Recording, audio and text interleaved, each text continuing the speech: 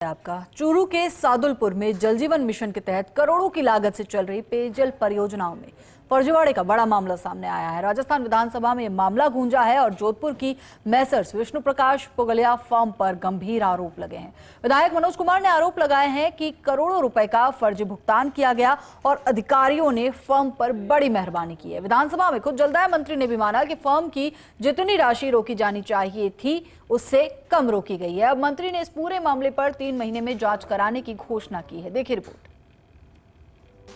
रेगिस्तान की तपती भूमि वाले चूरू जिले के सादुलपुर में पानी के नाम पर बड़ा घोटाला हुआ है।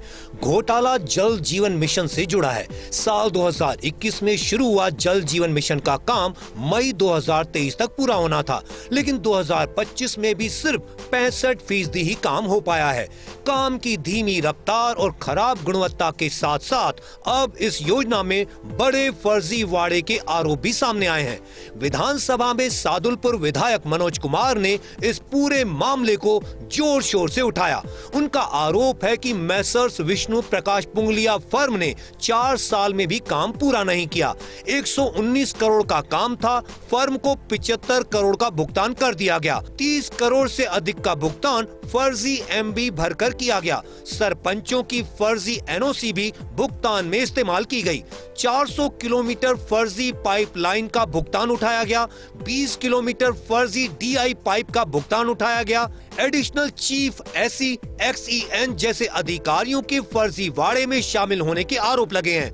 अपनी योजना में SVI एंटरप्राइजेज पर भी सवाल उठे हैं कि अक्टूबर 2024 में काम पूरा होना था, लेकिन अभी तक पूरा नहीं हुआ है। ये प्रोजेक्ट आपका 6/11/21 को शुरू हुआ था और 5/5/2023 को कंप्लीट होना था। 4 वर्ष से अधिक का समय हो गया और आप इस पुगलिया मैसर्स कंपनी का जो बता रहे हैं 119 करोड़ रुपए में से 50% कार्य नहीं हुआ। 75 करोड़ रुपए का भुगतान आपके AN, JN, एक्शन और एडिशनल चीफ ने कर दिया गया है, जिसमें से मैं मानता हूं कि 30 करोड़ से अधिक का भुगतान फर्जी MB भर के और फर्जी सरपंचों की NOC से किया है। क्या माननीय मंत्री महोदय इसकी आप संपूर्ण टेंडर की जांच कराएंगे? जलदाय मंत्री कन्हैयालाल चौधरी ने भी विधानसभा में स्वीकार किया कि राजगढ़ बूंगी पेयजल परियोजना में देरी के कारण संवेदक की 3 करोड़ 96 लाख रुपए की राशि का भुगतान रोका गया है, जबकि 6 करोड़ रुपए का भुगतान रोका जाना चाहिए था। उन्होंने कहा कि फर्जी भुगतान की शिकायतों की जांच के लिए समिति का गठन किया गया है। जिम्मेदार अधिकारियों के विरुद्ध नियमानुसार कार्रवाई की जाएगी और संवेदकों से भी भुगतान की राशि वसूल की जाएगी। अगर सरपंचों ने गलत तरीके से NOC दी है तो उसकी भी जांच कर कार्रवाई की जाएगी। संवेदक द्वारा धीमी गति से कार्य किए जाने के कारण परियोजना कार्य पूर्ण नहीं किए जा सके। विभाग परियोजना कार्य 31/3/2000 तक पूर्ण कराने के प्रयास थे। परियोजना कार्य निर्धारित अवधि में पूर्ण न किए जाने के कारण संवेदक को किए जाने वाले भुगतान में से 3.96 करोड़ की राशि रोकी गई है, जबकि इनकी राशि रोकी जानी थी 6 करोड़ रुपए। उसके लिए मैंने अधिकारियों को डायरेक्शन दे दिया कि 6 करोड़ रुपए इसकी पेनल्टी रोकी जाए।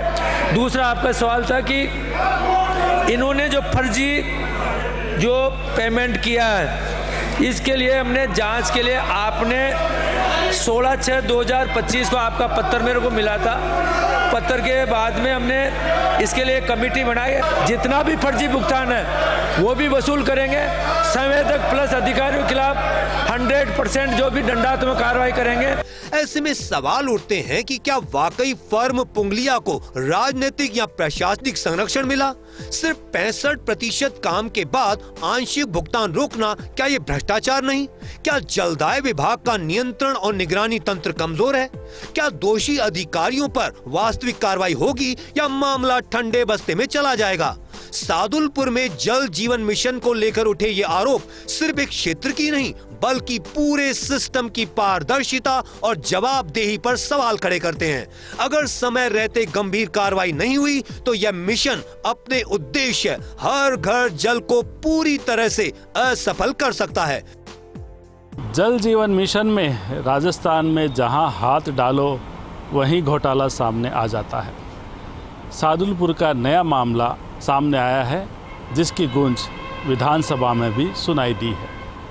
इस फर्म पर पहले भी कई बार गंभीर आरोप लगे हैं। हालांकि जलदाय मंत्री ने ये घोषणा की है कि इस पर जांच होगी और कार्रवाई भी होगी, लेकिन इस तरह की घोषणाएं पहले भी हो चुकी, लेकिन वही अफसर मैदान में नज़र आते हैं और यही फर्म काम करती भी नज़र आती है। यानी घोटाले पे घोटाले होते रहते हैं, फिर जांच के नाम पर खानापूर्ति की जाती है। अब देखना ये होगा कि इस मामले में वाकई कोई कार्रवाई होगी या सिर्फ औपचारिकता। कैमरामैन संजय के साथ Naresh Sharma, first India news, Jaipur.